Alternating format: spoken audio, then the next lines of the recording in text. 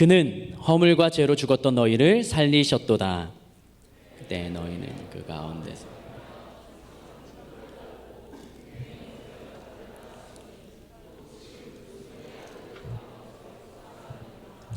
전에는 우리도 다 그 가운데서 우리 육체의 욕심을 따라 지내며 육체와 마음에 원하는 것을 하여 다른 이들과 같이 본질상 진노의 자녀이었더니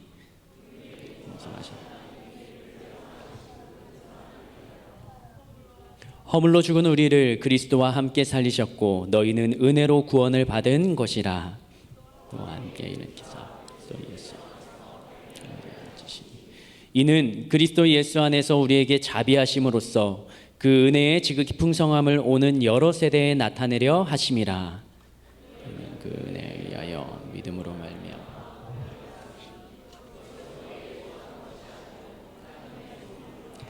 행위에서 난 것이 아니니 이는 누구든지 자랑하지 못하게 함이라. 우리는 그가 만드신 바라 그리스도 예수 안에서 선한 일을 위하여 지으심을 받은 자니 이 일은 하나님이 전에 예비하사 우리로 그 가운데서 행하게 하려 하심이니라. 선물은요, 받으면 기분이 좋아요. 선물은 받으면 좋습니다. 선물을 주는데 거기에 뭐 일부러 골탕 먹이려고 주는 선물 아닌 이상은 뭐 받으면 좋은 거예요. 근데 선물은 누군가가 뭘 해서 주는 게 선물이에요? 아니요. 누군가 뭘 해서 주면 그거는 선물이라고 말하지 않고 보상이라는 단어로 표현을 합니다. 내가 뭐 한 것에 대해서 그에 대한 대가로 받는 걸 보상이라고 말합니다. 근데 선물은 받는 사람이 무엇을 했든지 안 했든지 그거는 전혀 상관치 않아요. 주는 사람이 결정해서 주는 사람이 원하는 것을 주는 겁니다. 오늘의 설교의 제목을 하나님의 선물이라 정했습니다. 한번 따라할까요? 하나님의 선물.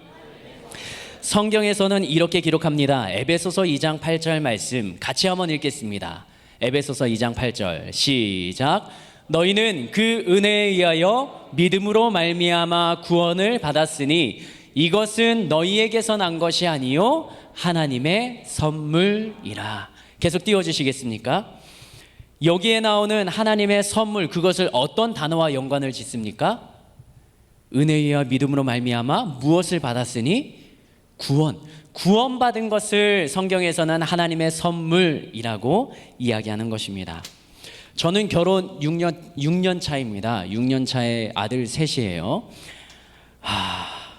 결혼하고 살아가면서 저하고 와이프가 서로 그냥 같은 목소리로 고백하는 게 있습니다. 참 우리는 은혜로 살아간다라는 말을 많이 합니다.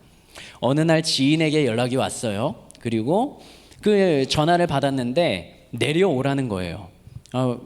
내려오라고 해서 내려왔죠. 그러니까 고기가 있으니까 고기 주려고 차를 끌고 여기까지 왔다는 거예요. 그 고기를 받고 저는 집에 갑니다. 저는 고기 먹는 거 좋아하니까 가지고 기쁜 마음으로 집에 갑니다. 근데 집에서 와이프가 깜짝 놀라는 거예요. 왜냐하면 어제 와이프가 고기를 먹고 싶다라고 생각을 하고 있었다라는 거예요. 또 다른 날에 와이프가 과일이 먹고 싶다라고 이야기를 했습니다. 그런데 그 다음 날이 돼서 어느 분이 과일을 주겠다고 전화를 또 하신 거예요.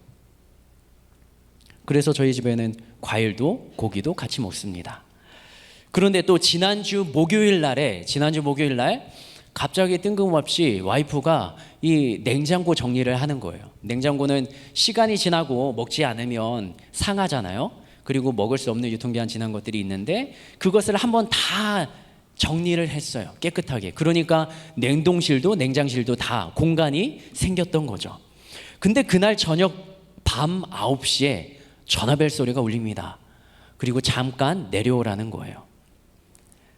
엘리베이터 타고 1층으로 내려갑니다. 근데 차 뚜껑을 여시더니 거기에서 귤 한 상자 그리고 그 냉장고에 넣을 만한 식품들, 먹을 수 있는 것들을 또 주시는 거예요. 신기한 일이죠. 이런 일이 있으면 그냥 땡 잡았다 행운이다 이야기를 하죠. 그런데 교회에서는 이렇게 표현합니다. 그러한 일들이 있을 때 은혜라는 단어로 표현을 합니다.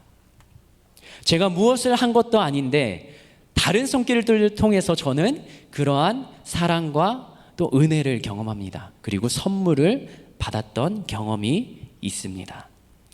처음에도 이야기했듯이 은혜라는 것, 선물이라는 것은 내가 무언가를 해서 받는 것이 아니라 전적으로 나에게 선물을 주시는 분, 그분이 그냥 나에게 주시는 거예요. 거저 주는 겁니다. 창세기 1장에서는 우리가 다 아는 내용이지만 대부분의 사람들이 알고 있는 내용이에요. 하나님이라는 존재를 언급합니다. 그리고 그 하나님이 이 세상을 창조했다라고 이야기합니다. 창세기 1장 1절 말씀 다 같이 한번 읽어볼까요? 시작. 태초에 하나님이 천지를 창조하시니라. 아멘. 이 세상의 근원에 대해서, 기원에 대해서 성경은 창조라는 단어를 가지고 옵니다. 그리고 이 세상이 있기도 전에 하나님이라는 존재가 계셨고 그 하나님이 말씀으로 이 모든 만물들을 창조했다라고 성경은 기록합니다. 이것을 우리는 머리로 이해할 수가 없죠. 왜냐하면 창조라는 것을 우리들은 없는 상태에서 무에서 유를 만들어낼 수 있는 기술과 실력이 인간에게는 없잖아요. 그런데 성경은 그것을 기록하고 있는 거예요. 하나님이라는 존재가 이 땅에 아무것도 없을 때 무에서 유, 이 세상을 만들고 창조해 냈다라고 기록을 합니다. 이해할 수 없는 그 사건, 그러나 다른 관점에서 바라본다면 이렇게 이야기할 수 있을 것 같습니다. 다른 말로 하면 하나님의 창조 사건은 인간의 입장에서는 그 하나님의 창조 사건을 이해할 수 없지만, 그러나 인간과 다른 존재, 인간보다 능력 있는 하나님이라면 그것이 가능하다라는 말로 표현할 수 있겠습니다. 그 크신 능력으로 이 세상을 창조하신 하나님, 그 하나님에 대해서 성경은 또 이렇게 기록합니다. 요한복음 3장 16절 말씀, 요한복음 3장 16절 말씀 같이 한번 읽겠습니다. 시작. 하나님이 세상을 이처럼 사랑하사 독생자를 주셨으니 이는 그를 믿는 자마다 멸망하지 않고 영생을 얻게 하려 하심이라. 아멘. 이 세상을 창조하신 하나님, 말씀으로 이 땅을 창조하신 그 하나님이 요한복음에서는 이렇게 기록하고 있습니다. 뭐라고요? 이 세상을 어떻게 한다고요? 사랑하신다고요. 이 말씀대로 하면 이 세상에 살아가는 우리 모두들, 이 자리에 모인 저희들 뿐만 아니라 저희들과 함께하는 직장 동료들, 그리고 이 자리에 없지만 다른 곳에서 생활해가는 그 모든 사람들까지도 하나님은 사랑하신다라는 것이 바로 성경의 관점입니다. 그래서 하나님은 무엇을 하셨습니까? 사랑하는 우리들을 위해서 예수라는 사람, 예수라는 신을 이 땅 가운데 인간의 몸을 가지고 태어나도록 하셨습니다. 그리고 그 예수를 믿는 자마다 멸망치 않고 영원한 생명을 얻게 하신다. 다시 한번 요한복음 3장 16절 말씀 우리가 큰 소리로 한번 읽겠습니다. 시작. 하나님이 세상을 이처럼 사랑하사 독생자를 주셨으니 이는 그를 믿는 자마다 멸망하지 않고 영생을 얻게 하려 하심이라. 아멘.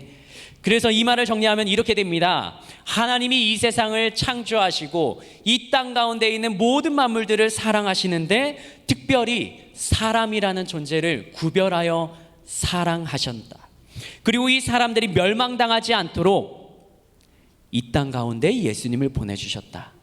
그러면 질문이 있죠. 사람이 왜 멸망을 당합니까? 에베소서 2장 1절 말씀 같이 한번 읽겠습니다. 에베소서 2장 1절 말씀입니다. 시작. 그는 허물과 죄로 죽었던 너희를 살리셨도다. 그는 예수님을 말하는데요. 예수님은 허물과 죄 때문에 죽어있던 이 땅에 사는 사람들을 살리셨다라고 성경은 기록합니다. 인간의 죽음은 죄로부터 시작이 됩니다. 몸을 가지고 숨을 쉬면서 살아가지만, 육신을 가지고 살아가는 우리들이지만, 생명이 있고 살아있지만 그러나 죽어있는 것이 있습니다. 그게 바로 우리 안에 있는 영입니다. 이 영혼이 죽어있기 때문에 태초에는 하나님이 만드신 사람은 하나님과 교제하며 이야기를 나누는 관계를 맺으며 살아갔지만, 그러나 이 땅 가운데 살아가는 복음을 듣지 못한 사람들은 하나님이라는 존재를 모르게 되어 있어요. 그게 뭐냐? 죄 때문에요. 그 죄 때문에 죽음에 이른다, 성경은 이야기합니다. 그런데 하나님이 보내신 예수님을 믿으면 죽어있던 영혼이 살아나고 영원한 생명을 누릴 수 있다라고 합니다. 그것을 성경에서는 구원이라는 단어로 표현을 합니다. 요한복음 3장 17절 말씀 이렇게 기록하고 있습니다. 읽겠습니다. 시작. 하나님이 그 아들을 세상에 보내신 것은 세상을 심판하려 하심이 아니요 그로 말미암아 세상이 구원을 받게 하려 하심이라. 하나님이 사랑하시는, 세상을 사랑하시는 하나님, 그 하나님의 아들 예수님을 이 땅에 보내신 까닭은 이 세상을 구원하려 하시는 목적이 있었다라는 것이죠. 그래서 우리가 설교를 시작하면서 읽었던 에베소서 2장 4절에서 5절, 이 두 성경 말씀은 이렇게 기록합니다. 같이 한번 읽겠습니다. 시작. 긍휼이 풍성하신 하나님이 우리를 사랑하신 그 큰 사랑을 인하여 허물로 죽은 우리를 그리스도와 함께 살리셨고 너희는 은혜로 구원을 받은 것이라. 아멘. 그래서 하나님께서는 죄로 죽어있던 우리 영혼을 살리시기 위해서 예수님을 이 땅 가운데 보내주셨다라고 성경은 기록합니다. 그러면 하나님께서는 하나님을 믿는 사람만 사랑하시는가? 그것이 아닙니다. 디모데전서 2장 4절 말씀 같이 읽겠습니다. 디모데전서 2장 4절이요. 시작. 하나님은 모든 사람이 구원을 받으며 진리를 아는 데 이르기를 원하시느니라. 하나님은 이 자리에 앉아있는 하나님을 향한 마음을 가진 사람들 뿐만 아니라 하나님을 모르고 살아가는 그 사람들까지도 사랑하십니다. 그리고 그 사람들이 진리에 들어오기를 원하십니다. 그 진리가 바로 이 땅을 만드신 하나님, 그리고 이 세상에 죄 가운데 죽어있던 사람, 인간을 구원할 예수님을 믿는 믿음의 길을 열어주셨다라는 것, 그리고 예수님을 믿으면 구원받는다라는 것, 그것이 바로 하나님이 이 세상에 살아가는 모든 사람들을 향한 하나님의 마음이자 하나님의 사랑입니다. 그래서 로마서 5장 8절 말씀에서는 이렇게 기록합니다. 같이 한번 읽겠습니다. 시작. 우리가 아직 죄인 되었을 때에 그리스도께서 우리를 위하여 죽으심으로 하나님께서 우리에 대한 자기의 사랑을 확증하셨느니라. 아멘. 하나님의 아들을 내어주시는 그 아들 예수님이 대신 죽어주시는 그 사랑, 그 사랑을 받은 자들이 바로 이 자리에 앉아있는 그 주님을 믿고 따라가는 저희들인 것입니다. 이것이 바로 하나님의 선물이에요. 나는 무언가 한 것도 없는데 나를 향한 구원의 길을 하나님이 이미 예비해 주신 것. 독감이라는 것, 그것으로도 우리들은 독감에 걸리면 병원에 가서 주사 맞고, 그리고 주사를 맞으면 우리가 회복을 합니다. 그런데 그 독감 때문에 죽어가는 사람들이 있다는 것 아십니까? 장티푸스, 이런 질병, 병균 때문에 죽어가는 사람들이 있어요. 근데 그런 질병들은 이제 우리나라에서는 죽는 질병이 아니죠. 병원 가서 치료받으면 살아나는 거예요. 그런데 왜 죽는 사람들이 있는가? 그 치료약을 공급받지 못하기 때문입니다. 방법은 열려 있어요. 그런데 그 방법을 내가 받을 수 없고 그 방법을 내가 가지지 못하면 나는 여전히 병에 걸려 있는 사람이에요. 교회 다니는 사람들은 우리가 계속적으로 제가 설명했던 이 성경 말씀, 그 말씀이 진짜 진리이고 사실이라고 믿는 사람들입니다. 머리로 이해 안 되는 내용들이 이 성경에 수많은 내용들이 기록되어 있습니다. 그러나 그 진리의 말씀이, 그 성경 말씀이 진짜라고 믿고 가는 사람들이 바로 교회 다니는 사람들이에요. 그리고 이 자리에 우리 하늘비전교회 청년부에 처음 온 초청된 청년들도 있을 텐데, 여러분들에게 입을 열어 교회 가자, 예수님 믿자라고 말했던, 기존에 교회 다녔던 그 청년이 바로 이 성경 말씀을 믿고 살아가는 자들입니다. 전도 축제하면서 청년들에게 도전했습니다. 다른 사람들에게 전도하기 위해서 나의 삶 가운데 내가 바꿔야 되는 것이 있다면 한 가지씩 바꾸고 오히려 전도할 수 있도록 나를 먼저 훈련하고 변화시키고 전도의 이야기를 하자라고 말합니다. 근데 그것이 완벽하게 이루어지지 않을지도 모릅니다. 왜요? 인간은 연약하기 때문에요. 근데 그 연약함을 채우고 완성시키기 위해서 주님께서, 하나님께서 예수님을 이 땅 가운데 보내주시고, 나는 그렇게 살아갈 수 없지만 예수님과 함께, 성령님과 함께 이 땅을 살아가는 삶, 그 삶을 우리 그리스도인들이 살아내는 거예요. 오늘 교회 처음은 우리 청년들에게 도전합니다. 여러분들이 그러한 삶을 살아가면 너무나도 좋겠습니다. 이 진리의 말씀을 듣고 여러분들도 함께 신앙생활하면 좋겠습니다.